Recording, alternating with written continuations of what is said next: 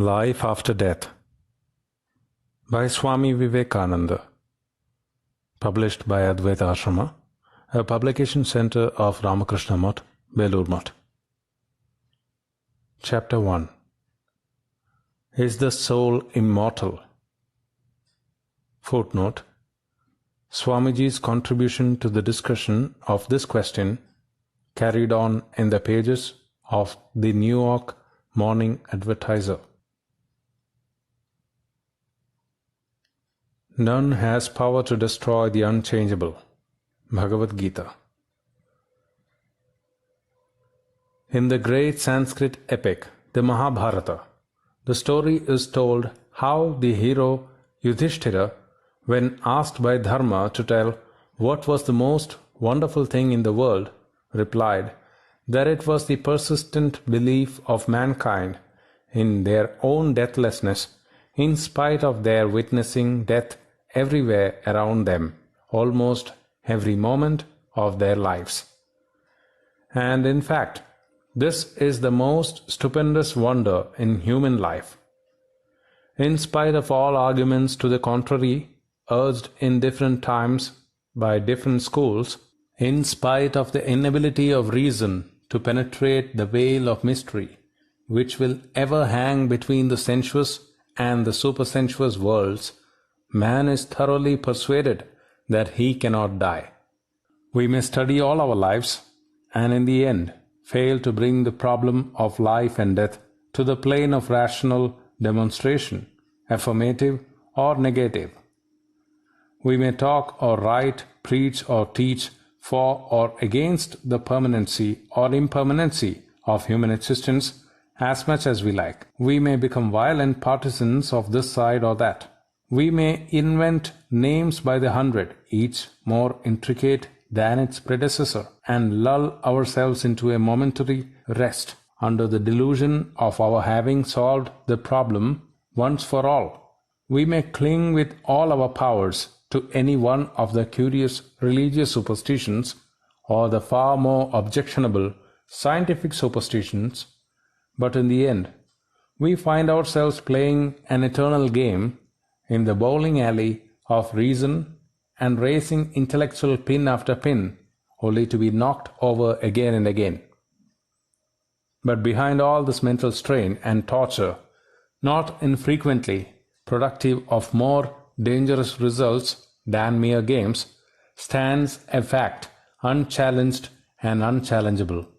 The fact, the wonder, which the Mahabharata points out as the inability of our mind to conceive our own annihilation. Even to imagine my own annihilation, I shall have to stand by and look on as a witness.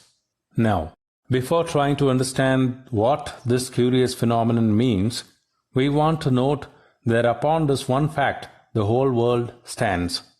The permanence of the external world is inevitably joined to the permanence of the internal, and however plausible any theory of the universe may seem, which asserts the permanence of the one and denies that of the other, the theorist himself will find that in his own mechanism not one conscious action is possible without the permanence of both the internal and the external worlds being one of the factors in the motive cause.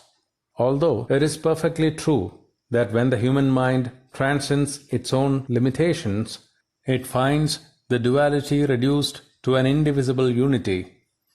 On this side of the unconditioned, the whole objective world, that is to say, the world we know, is and can be alone known to us as existing for the subject, and therefore, before we would be able to conceive the annihilation of the subject, we are bound to conceive the annihilation of the object.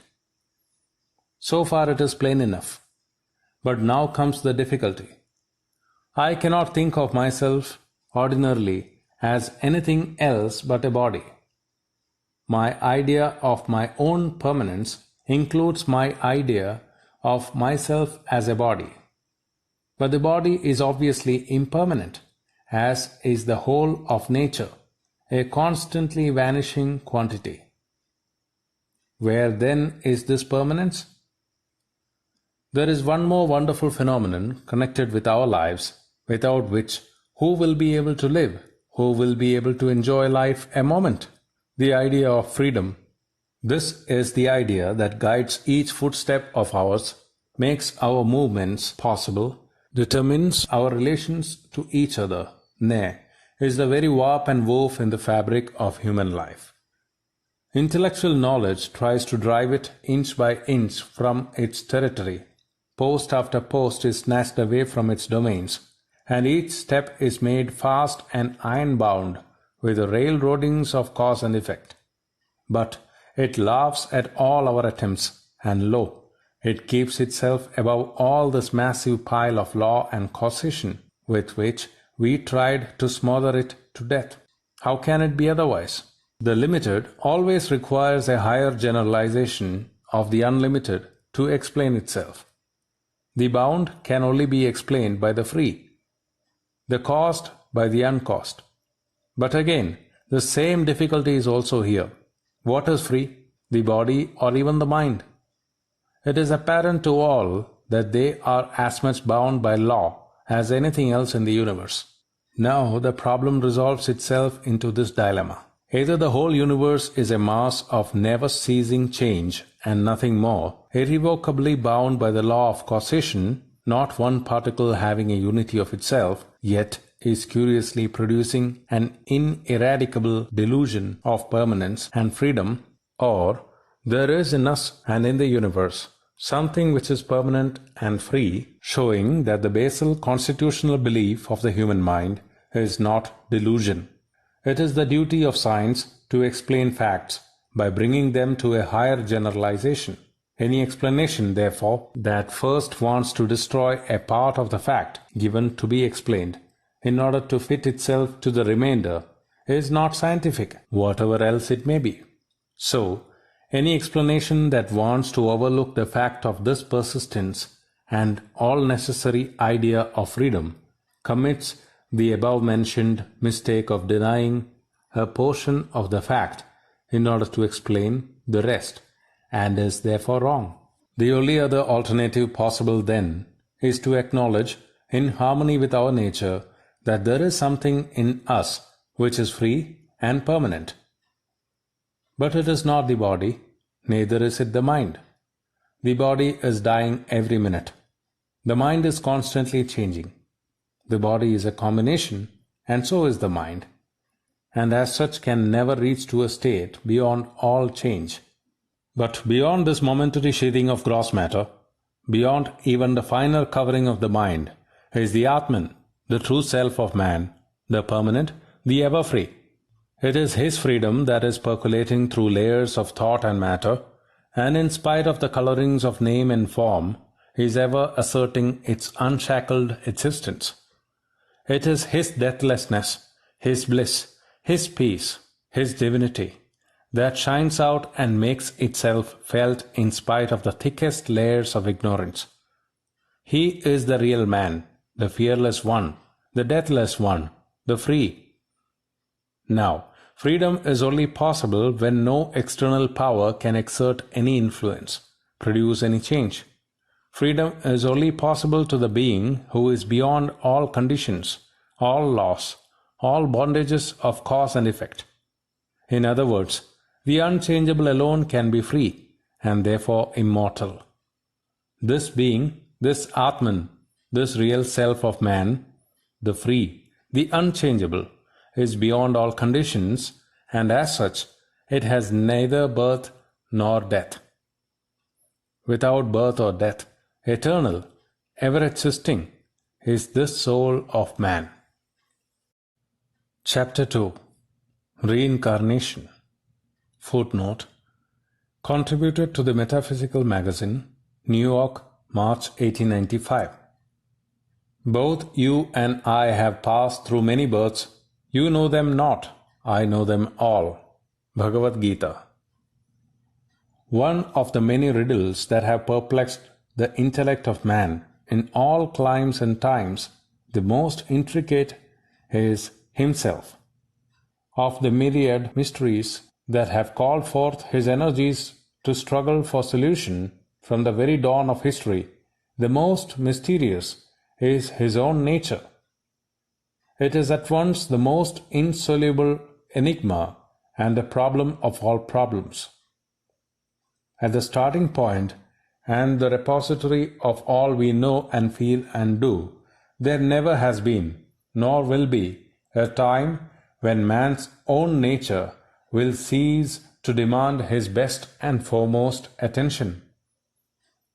Though through hunger after that truth, which of all others has the most intimate connection with his very existence, though through an all-absorbing desire for an inward standard by which to measure the outward universe, though through the absolute and inherent necessity of finding a fixed point in a universe of change, man has sometimes clutched at handfuls of dust for gold, and even when urged on by a voice higher than reason or intellect, he has many times failed rightly to interpret the real meaning of the divinity within. Still, there never was a time since the search began when some race or some individuals did not hold aloft the lamp of truth.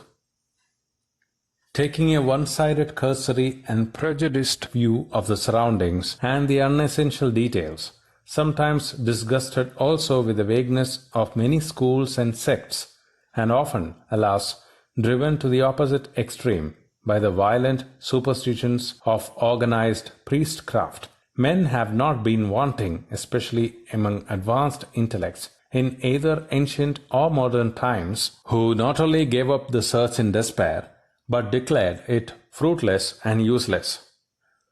Philosophers might fret and sneer, and priests ply their trade even at the point of the sword, but truth comes to those alone who worship at her shrine for her sake only, without fear and without shopkeeping.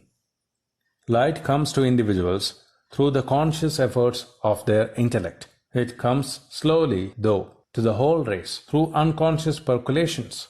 The philosophers show the volitional struggles of great minds. History reveals the silent process of permeation through which truth is absorbed by the masses. Of all the theories that have been held by man about himself, that of a soul entity, separate from the body and immortal, has been the most widespread. And among those that held the belief in such a soul, the majority of the thoughtful had always believed also in its pre-existence. At present, the greater portion of the human race, having organized religion, believe in it. And many of the best thinkers in the most favored lands, though nurtured in religions overtly hostile to every idea of the pre-existence of the soul, have endorsed it. Hinduism and Buddhism have it for their foundation. The educated classes among the ancient Egyptians believed in it. The ancient Persians arrived at it. The Greek philosophers made it the cornerstone of their philosophy. The Pharisees among the Hebrews accepted it, and the Sufis among the Mohammedans almost universally acknowledged its truth. There must be peculiar surroundings which generate and foster certain forms of belief among nations. It required ages for the ancient races to arrive at any idea about a part, even of the body, surviving after death. It took ages more to come to any rational idea about this something which persists and lives apart from the body. It was only when the idea was reached of an entity whose connection with the body was only for a time, and only among those nations who arrived at such a conclusion, that the unavoidable question arose: whither, whence? The ancient Hebrews never disturbed their equanimity by questioning themselves about the soul. With them death ended all. Karl Haeckel justly says, though it is true that in the Old Testament preceding the exile, the Hebrews distinguish a life principle different from the body, which is sometimes called nephesh or ruach or neshama, yet all these words correspond rather to the idea of breath than to that of spirit or soul. Also, in the writings of the Palestinian Jews after the exile, there is never made mention of an individual immortal soul, but always only of a life breath emanating from God, which, after the body is dissolved, is reabsorbed into the divine Ruach. The ancient Egyptians and the Chaldeans had peculiar beliefs of their own about the soul, but their ideas about this living part after death must not be confused with those of the ancient Hindu, the Persian, the Greek, or any other Aryan race. There was from the earliest times a broad distinction between the Aryans and the non-Sanskrit speaking Mlechas in the conception of the soul. Externally, it was typified by their disposal of the dead, the Mlechas mostly trying their best to preserve the dead bodies, either by careful burial or by the more elaborate processes of mummifying, and the Aryans generally burning their dead. Herein lies the key to a great secret. The fact that no Mlecha race, whether Egyptian, Assyrian, or Babylonian, ever attained to the idea of the soul as a separate entity which can live independent of the body without the help of the Aryans, especially of the Hindus. Although Herodotus states that the Egyptians were the first to conceive the idea of the immortality of the soul, and states, as a doctrine of the Egyptians, that the soul, after the dissolution of the body, enters again and again into a creature that comes to life, then that the soul wanders through all the animals of the land and the sea, and through all the birds, and finally, after 3,000 years, returns to a human body. Yet, modern researches into Egyptology have hitherto found no trace of metempsychosis in the popular Egyptian religion. On the other hand, the most recent researches of Maspero, A. Ehrman, and other eminent Egyptologists tend to confirm the supposition that the doctrine of palingenesis was not at home with the Egyptians. With the ancient Egyptians, the soul was only a double, having no individuality of its own, and never able to break its connection with the body. It persists only so long as the body lasts, and if by chance the corpse is destroyed, the departed soul must suffer a second death and annihilation. The soul after death was allowed to roam freely all over the world, but always returning where the corpse was at night, always miserable, always hungry and thirsty, always extremely desirous to enjoy life once more, and never being able to fulfill the desire. If any part of its old body was injured, the soul was also invariably injured in its corresponding part, and this idea explains the solicitude of the ancient Egyptians to preserve their dead.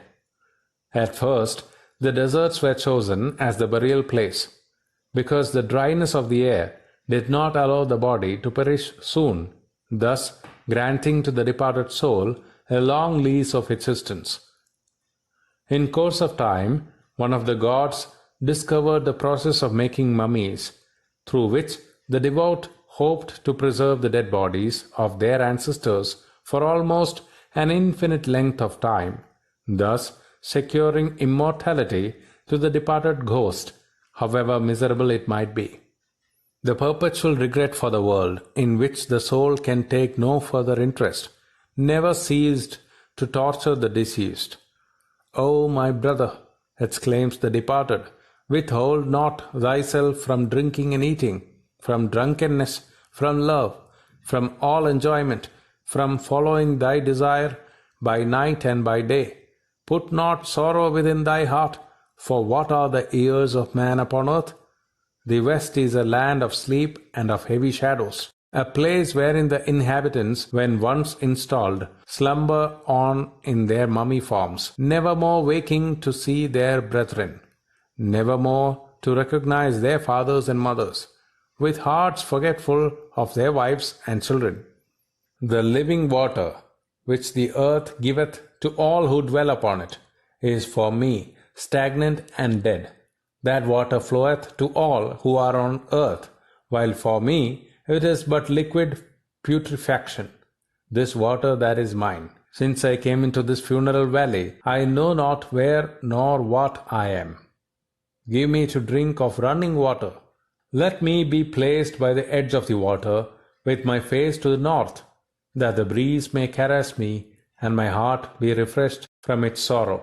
Among the Chaldeans also, although they did not speculate so much as the Egyptians as to the condition of the soul after death, the soul is still a double and is bound to its sepulture.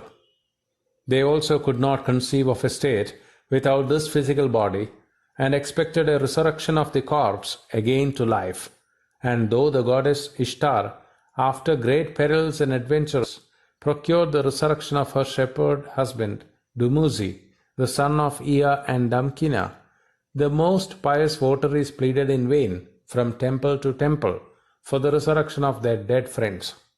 Thus we find that the ancient Egyptians or Chaldeans never could entirely dissociate the idea of the soul from the corpse of the departed or the sepulture.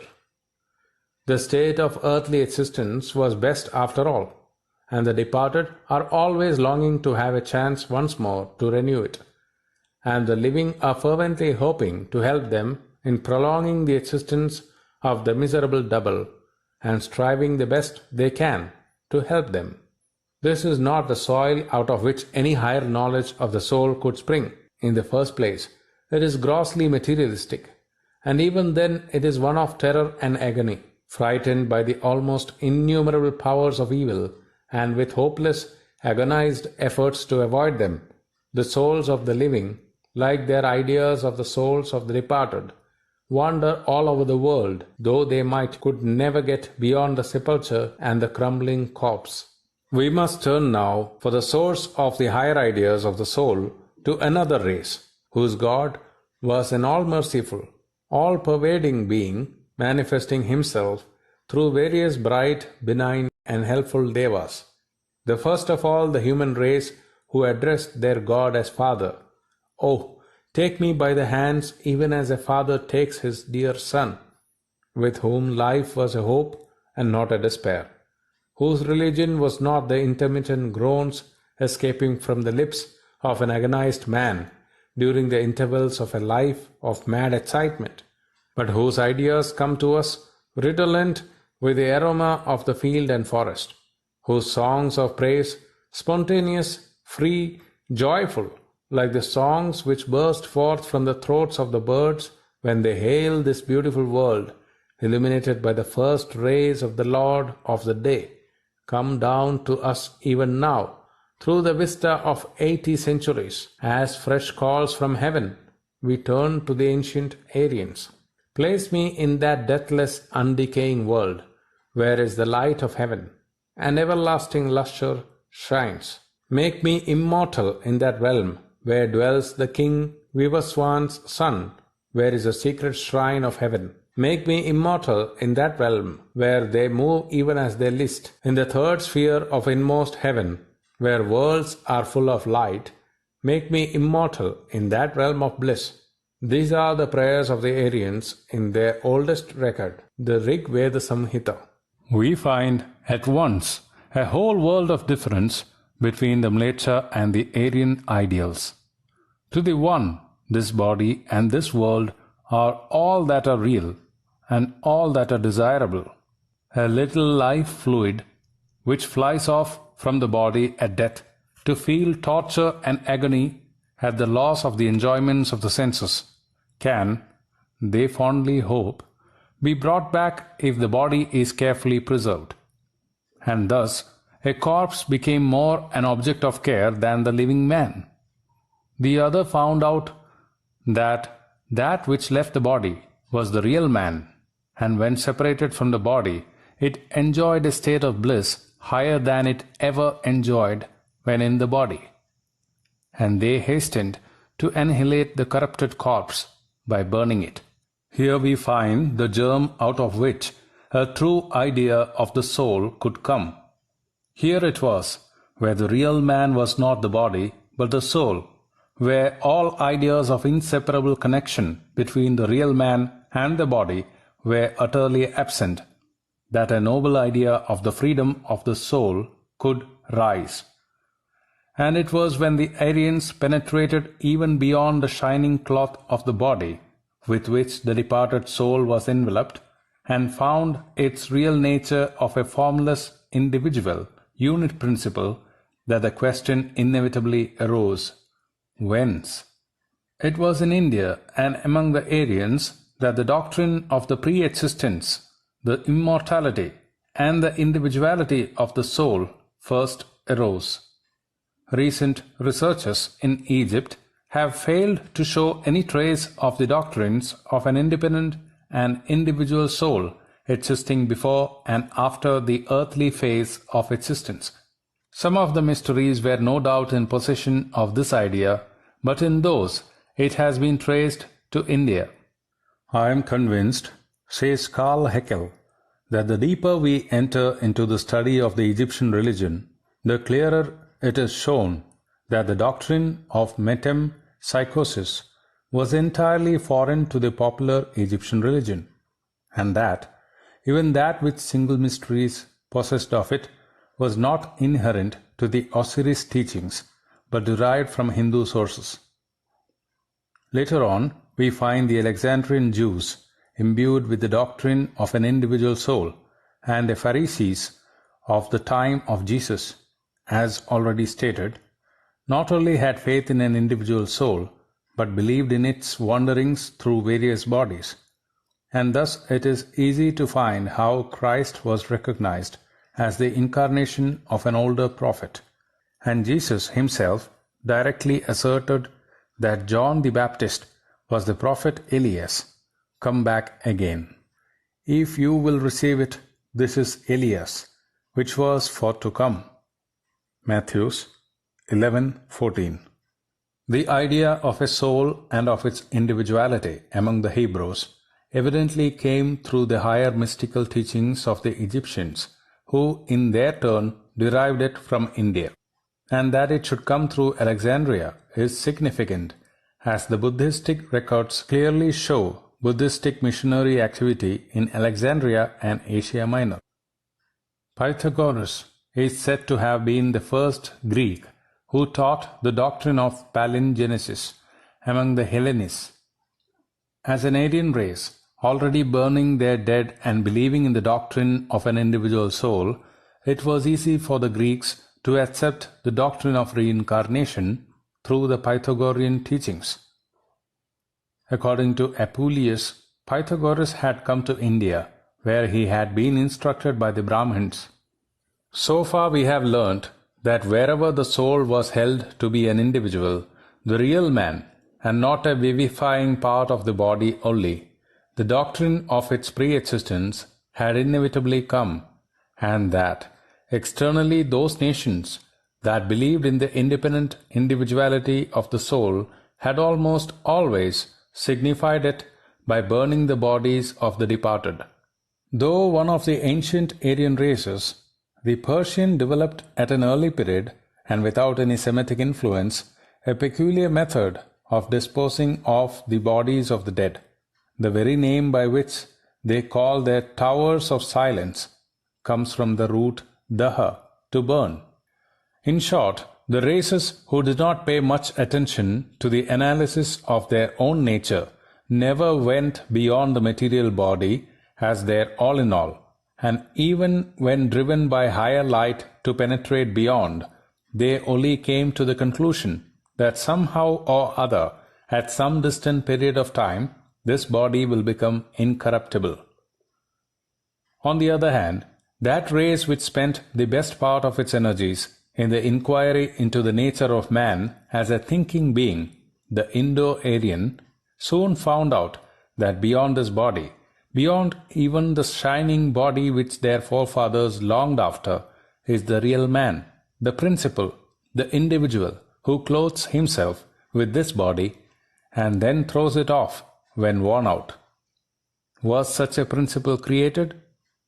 If creation means something coming out of nothing, their answer is a decisive no. This soul is without birth and without death. It is not a compound or combination, but an independent individual, and as such, it cannot be created or destroyed. It is only traveling through various states. Naturally, the question arises, where was it all this time? The Hindu philosophers say it was passing through different bodies in the physical sense, or really and metaphysically speaking, passing through different mental planes. Are there any proofs apart from the teachings of the Vedas upon which the doctrine of reincarnation has been founded by the Hindu philosophers? There are, and we hope to show later on that there are grounds as valid for it as for any other universally accepted doctrine. But first, we will see what some of the greatest of modern European thinkers have thought about reincarnation.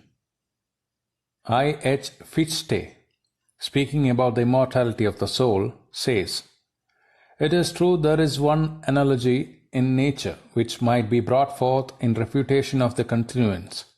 It is a well-known argument that everything that has a beginning in time must also perish at some period of time.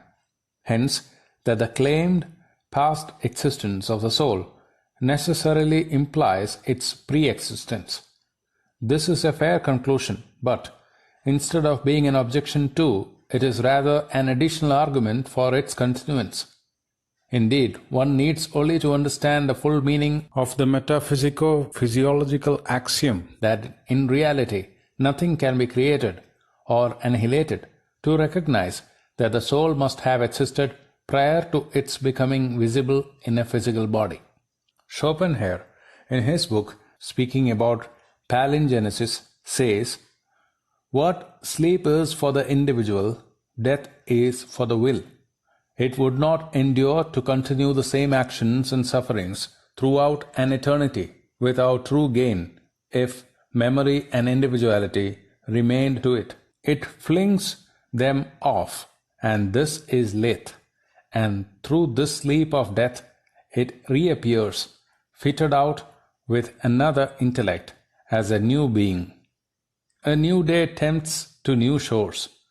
These constant new births then constitute the succession of the life dreams of a will, which in itself is indestructible until instructed and improved by so much and such various successive knowledge in a constantly new form, it abolishes and abrogates itself." It must not be neglected that even empirical grounds support a palingenesis of this kind. As a matter of fact, there does exist a connection between the birth of the newly appearing beings and the death of those that are worn out. It shows itself in the great fruitfulness of the human race, which appears as a consequence of devastating diseases. When in the 14th century the Black Death had for the most part depopulated the old world, a quiet abnormal fruitfulness appeared among the human race, and twin births were very frequent. The circumstance was also remarkable that none of the children born at this time obtained their full number of teeth. Thus nature, exerting itself to the utmost, was niggardly in details. This is related by F. Schruner in his Chronic Decision, 1825.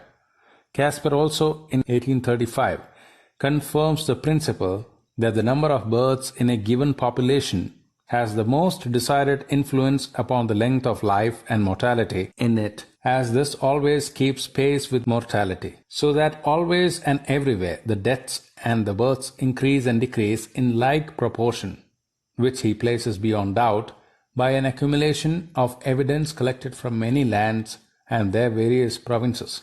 And yet it is impossible that there can be a physical causal connection between my early death and the fruitfulness of a marriage with which I have nothing to do, or conversely.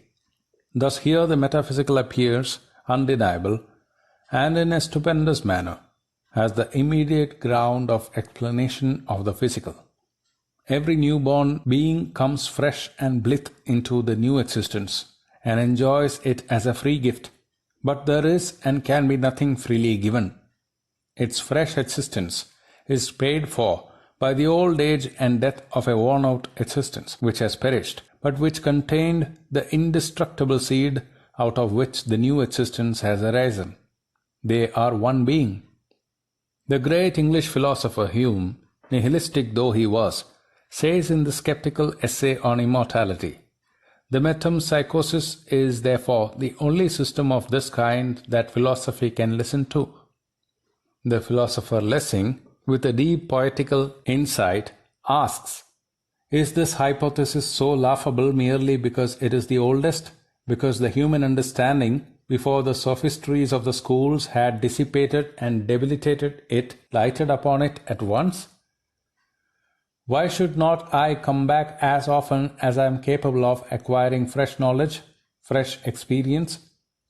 Do I bring away so much from once that there is nothing to repay the trouble of coming back?" The arguments for and against the doctrine of a pre-existing soul reincarnating through many lives have been many, and some of the great thinkers of all ages have taken up the gauntlet to defend it. And so far as we can see, if there is an individual soul, that it existed before seems inevitable. If the soul is not an individual, but a combination of skandhas, notions, as the Madhyamikas among the Buddhists insists, still they find pre-existence absolutely necessary to explain their position. The argument showing the impossibility of an infinite existence beginning in time is unanswerable, though attempts have been made to ward it off by appealing to the omnipotence of God to do anything, however contrary to reason it may be. We are sorry to find this most fallacious argument proceeding from some of the most thoughtful persons. In the first place, God being the universal and common cause of all phenomena, the question was to find the natural causes of certain phenomena in the human soul, and the Deus ex machina theory is therefore quite irrelevant. It amounts to nothing less than confession of ignorance. We can give that answer to every question asked in every branch of human knowledge, and stop all inquiry and therefore knowledge altogether. Secondly, this constant appeal to the omnipotence of God is only a word puzzle. The cause, as cause, is and can only be known to us as sufficient for the effect and nothing more. As such, we have no more idea of an infinite effect than of an omnipotent cause. Moreover, all our ideas of God are only limited. Even the idea of cause limits our idea of God. Thirdly, even taking the position for granted, we are not bound to allow any such absurd theories as something coming out of nothing, or infinity beginning in time, so long as we can give a better explanation. A so-called great argument is made against the idea of pre-existence by asserting that the majority of mankind are not conscious of it. To prove the validity of this argument, the party who offers it must prove that the whole of the soul of man is bound up in the faculty of memory. If memory be the test of existence, then all that part of our lives which is not now in it must be non-existent, and every person who, in a state of coma or otherwise, loses his memory must be non-existent also. The premises from which the inference is drawn of a previous existence, and that too on the plane of conscious action as adduced by the Hindu philosophers, are chiefly these. First, how else to explain this world of inequalities? Here is one child born in the providence of a just and merciful God, with every circumstance conducing to his becoming a good and useful member of the human race, and perhaps at the same instant and in the same city, another child is born, under circumstances every one of which is against his becoming good. We see children born to suffer, perhaps all their lives, and that owing to no fault of theirs. Why should it be so? What is the cause? Of whose ignorance is it the result? If not the child's, why should it suffer for its parents' actions? It is much better to confess ignorance than to try to evade the question by the allurements of future enjoyments in proportion to the evil here, or by posing mysteries. Not only undeserved suffering forced upon us by any agent is immoral, not to say unjust, But even the future making up theory has no legs to stand upon. How many of the miserable born struggle towards a higher life, and how many more succumb to the circumstances they are placed under? Should those who grow worse and more wicked by being forced to be born under evil circumstances be rewarded in the future for the wickedness of their lives? In that case, the more wicked the man is here, the better will be his deserts hereafter. There is no other way to vindicate the glory and the liberty of the human soul and reconcile the inequalities and the horrors of this world than by placing the whole burden upon the legitimate cause, our own independent actions or karma. Not only so, but every theory of the creation of the soul from nothing inevitably leads to fatalism and preordination, and instead of a merciful Father, places before us a hideous, cruel, and an ever-angry God to worship.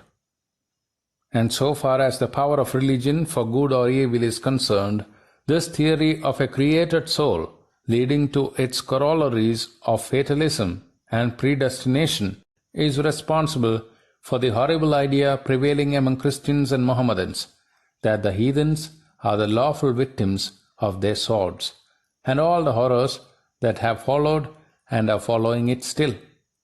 But an argument which the philosophers of the Nyaya school have always advanced in favor of reincarnation, and which to us seems conclusive, is this: our experiences cannot be annihilated. Our actions, karma, though apparently disappearing, remains still unperceived, adrishta, and reappear again in their effect as tendencies, pravrittis. Even little babies come with certain tendencies, fear of death, for example. Now, if a tendency is the result of repeated actions, the tendencies with which we are born must be explained on that ground too. Evidently, we could not have got them in this life. Therefore, we must have to seek for their genesis in the past. Now, it is also evident that some of our tendencies are the effects of the self-conscious efforts peculiar to man. And if it is true that we are born with such tendencies, it rigorously follows that their causes were conscious efforts in the past. That is, we must have been on the same mental plane, which we call the human plane, before this present life. So far as explaining the tendencies of the present life by past conscious efforts goes, the reincarnationists of India and the latest school of evolutionists are at one. The only difference is that the Hindus, as spiritualists, explain it by the conscious efforts of individual souls, and the materialistic school of evolutionists by hereditary physical transmission. The schools which hold to the theory of creation out of nothing are entirely out of court. The issue has to be fought out between the reincarnationists, who hold that all experiences are stored up as tendencies in the subject of those experiences, the individual soul, and are transmitted by reincarnation of their unbroken individuality, and the materialists, who hold that the brain is the subject of all actions and the theory of the transmission through cells. It is thus that the doctrine of reincarnation assumes an infinite importance to our mind, for the fight between reincarnation and mere cellular transmission is, in reality, the fight between spiritualism and materialism. If cellular transmission is the all-sufficient explanation, materialism is inevitable, and there is no necessity for the theory of a soul. If it is not a sufficient explanation, the theory of an individual soul bringing into this life the experiences of the past is as absolutely true. There is no escape from the alternative, reincarnation or materialism. Which shall we accept? Chapter 3. Life After Death. Part of a lecture delivered in New York on January 26, 1896. Here comes a very interesting question. That question which is generally known as the reincarnation of the soul. Sometimes people get frightened at the idea, and superstition is so strong that thinking men even believe that they are the outcome of nothing, and then, with the grandest logic, try to deduce the theory that although they have come out of zero, they will be eternal ever afterwards. Those that come out of a zero will certainly have to go back to zero. Neither you, nor I, nor anyone present have come out of zero, nor will go back to zero. We have been existing eternally, and will exist, and there is no power under the sun or above the sun which can undo your or my existence or send us back to zero. Now this idea of incarnation is not only not a frightening idea, but is most essential for the moral well-being of the human race. It is the only logical conclusion that thoughtful men can arrive at. If you are going to exist in eternity hereafter, it must be that you have existed through eternity in the past. It cannot be otherwise. I will try to answer a few objections that are generally brought against the theory. Although many of you will think they are very silly objections, still we have to answer them, for sometimes we find that the most thoughtful men are ready to advance the silliest ideas. Well, has it been said that there never was an idea so absurd that it did not find philosophers to defend it? The first objection is, why do we not remember our past? Do we remember all our past in this life? How many of you remember what you did when you were babies? None of you remember your early childhood? And if upon memory depends your existence, then this argument proves that you did not exist as babies, because you do not remember your babyhood. It is simply unmitigated nonsense to say that our existence depends on our remembering it. Why should we remember the past? That brain is gone, broken into pieces, and a new brain has been manufactured. What has come to this brain is the resultant, the sum total of the impressions acquired in our past, with which the mind has come to inhabit the new body. I, as I stand here, am the effect, the result of all the infinite past which is tacked on to me. And why is it necessary for me to remember all the past?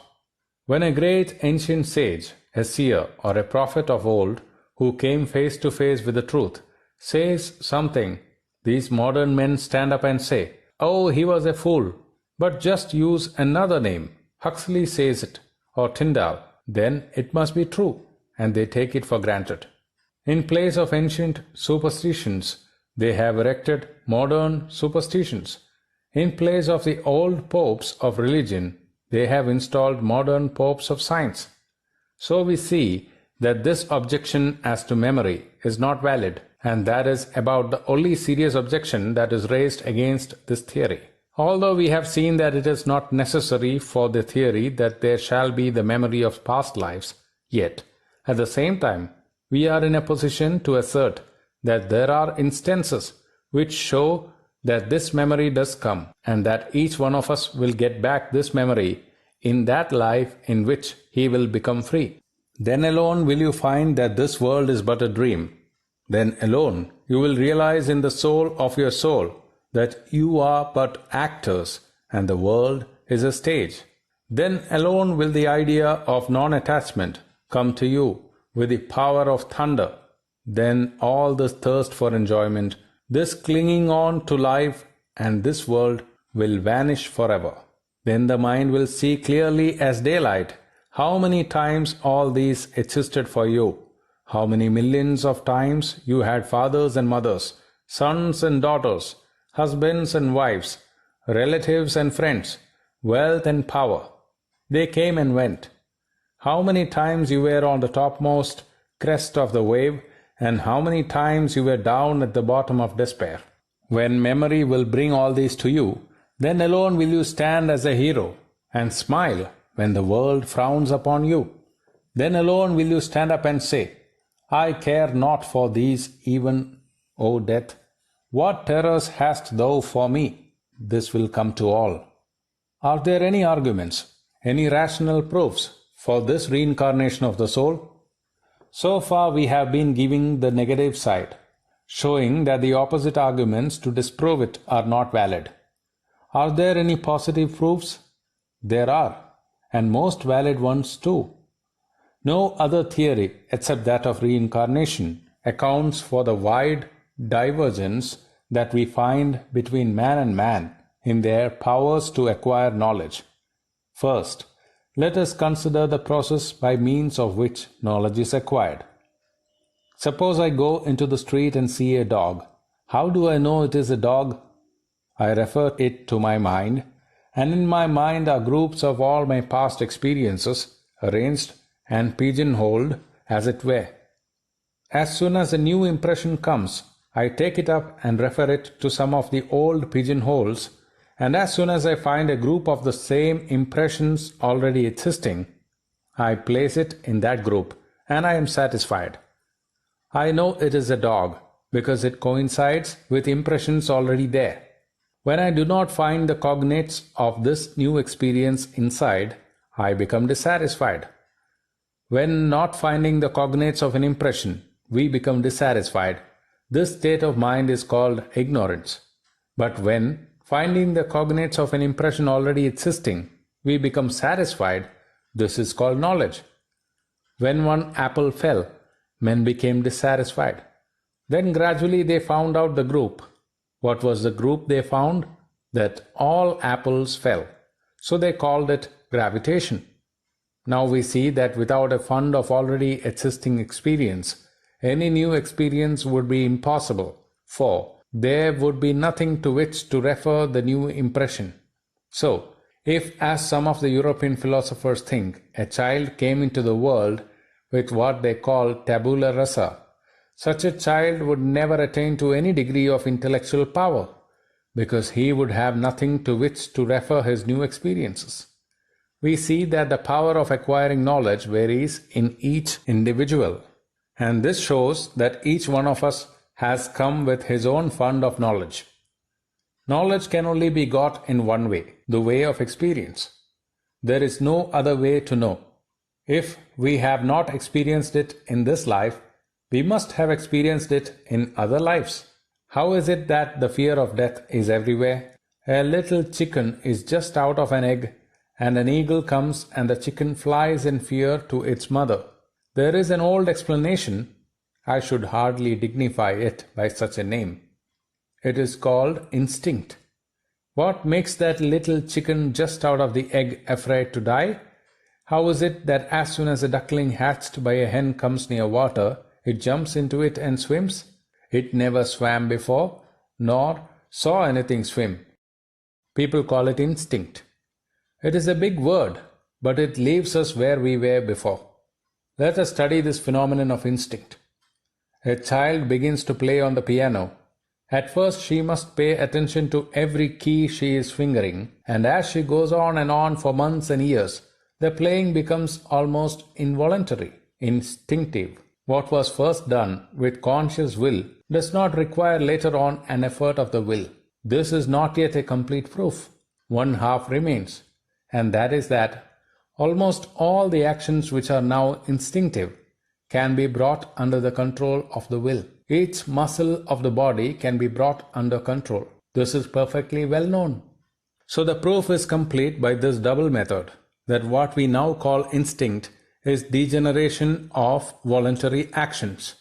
Therefore, if the analogy applies to the whole of creation, if all nature is uniform, then what is instinct in lower animals as well as in men must be the degeneration of will.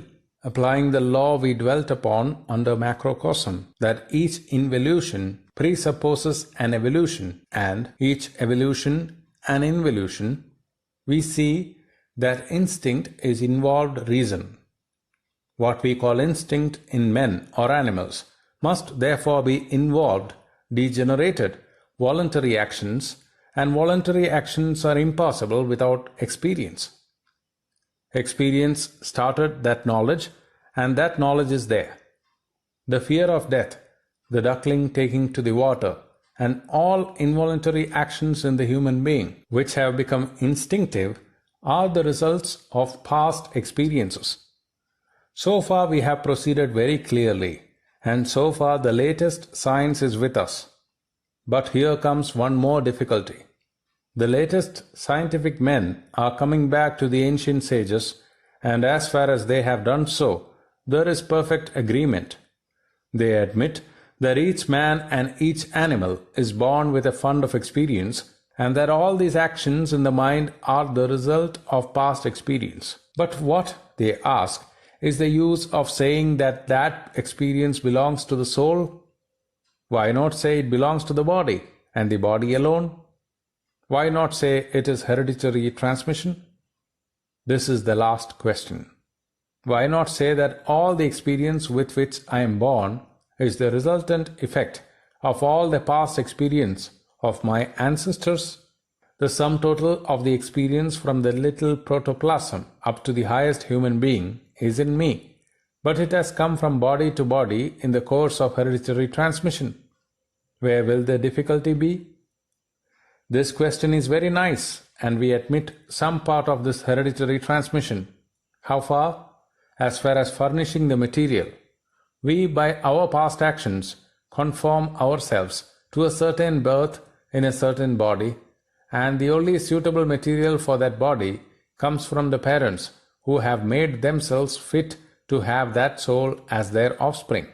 The simple hereditary theory takes for granted the most astonishing proposition, without any proof, that mental experience can be recorded in matter, that mental experience can be involved in matter.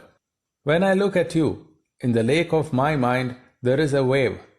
That wave subsides, but it remains in fine form as an impression. We understand a physical impression remaining in the body. But what proof is there for assuming that the mental impression can remain in the body since the body goes to pieces? What carries it?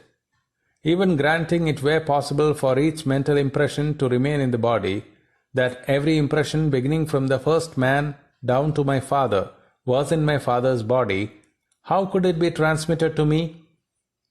Through the bioplasmic cell?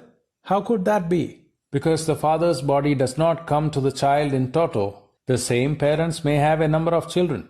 Then from this theory of hereditary transmission, where the impression and the impressed, that is to say material, are one, it rigorously follows that by the birth of every child, the parents must lose a part of their own impression, or if the parents should transmit the whole of their impressions, then, after the birth of the first child, their minds would be a vacuum.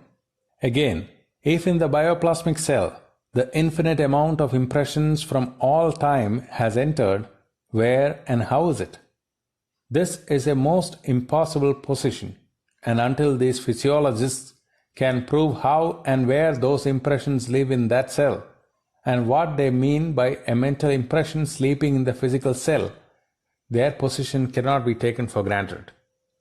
So far it is clear, then, that this impression is in the mind, that the mind comes to take its birth and rebirth, and uses the material which is most proper for it, and that the mind which has made itself fit for only a particular kind of body will have to wait until it gets that material.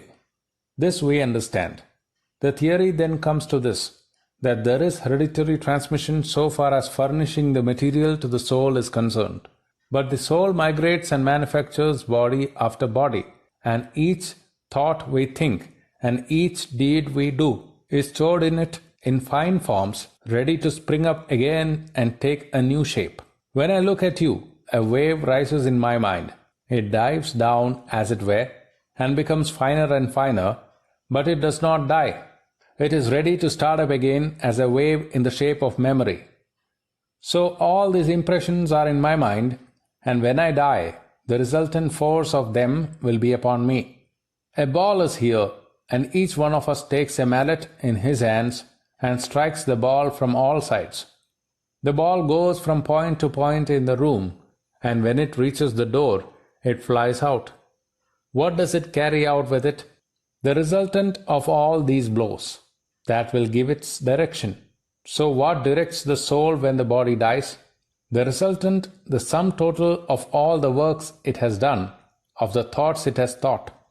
If the resultant is such that it has to manufacture a new body for further experience, it will go to those parents who are ready to supply it with suitable material for that body.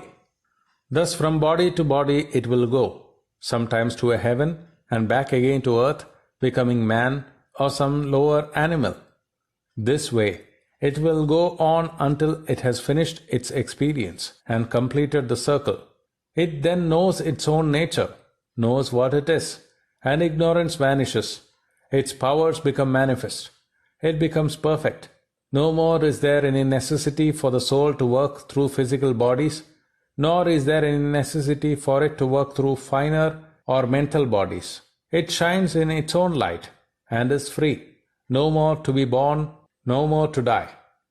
We will not go now into the particulars of this, but I will bring before you one more point with regard to this theory of reincarnation. It is the theory that advances the freedom of the human soul. It is the one theory that does not lay the blame of all our weakness upon somebody else, which is a common human fallacy. We do not look at our own faults. The eyes do not see themselves. They see the eyes of everybody else. We human beings are very slow to recognize our own weakness, our own faults, so long as we can lay the blame upon somebody else. Men in general lay all the blame of life on their fellow men, of failing that on God, or they conjure up a ghost and say it is fate. Where is fate and who is fate? We reap what we sow. We are the makers of our own fate. None else has the blame. None has the praise. The wind is blowing. Those vessels whose sails are unfurled catch it and go forward on their way. But those which have their sails furled do not catch the wind. Is that the fault of the wind? Is it the fault of the merciful Father, whose wind of mercy is blowing without ceasing, day and night, whose mercy knows no decay? Is it His fault that some of us are happy and some unhappy? We make our own destiny. His sun shines for the weak as well as for the strong. His wind blows for saint and sinner alike. He is the Lord of all, the Father of all, merciful and impartial. Do you mean to say that He, the Lord of creation, looks upon the petty things of our life in the same light as we do? What a degenerate idea of God that would be! We are like little puppies, making life and death struggles here, and foolishly thinking that even God Himself will take it as seriously as we do. He knows what the puppy's play means. Our attempts to lay the blame on Him, making Him the punisher and the rewarder, are only foolish. He neither punishes nor rewards any. His infinite mercy is open to everyone, at all times, in all places, under all conditions, unfailing, unswerving. Upon us depends how we use it. Upon us depends how we utilize it. Blame neither man, nor God, nor anyone in the world. When you find yourselves suffering, blame yourselves and try to do better. This is the only solution of the problem. Those that blame others, and alas, the number of them is increasing every day, are generally miserable with helpless brains. They have brought themselves to that pass through their own mistakes and blame others. But this does not alter their position. It does not serve them in any way. This attempt to throw the blame upon others only weakens them the more. Therefore, blame none for your own faults. Stand upon your own feet and take the whole responsibility upon yourselves. Say, this misery that I am suffering is of my own doing, and that very thing proves that it will have to be undone by me alone. That which I created, I can demolish. That which is created by someone else, I shall never be able to destroy. Therefore stand up and be bold, be strong, take the whole responsibility on your own shoulders, and know that you are the creator of your own destiny. All the strength and succor you want is within yourselves. Therefore, make your own future. Let the dead past bury its dead. The infinite future is before you, and you must always remember that each word, thought, and deed lays up a store for you and that as the bad thoughts and bad works are ready to spring upon you like tigers, so also there is the inspiring hope that the good thoughts and good deeds are ready with the power of 100,000 angels to defend you always and forever.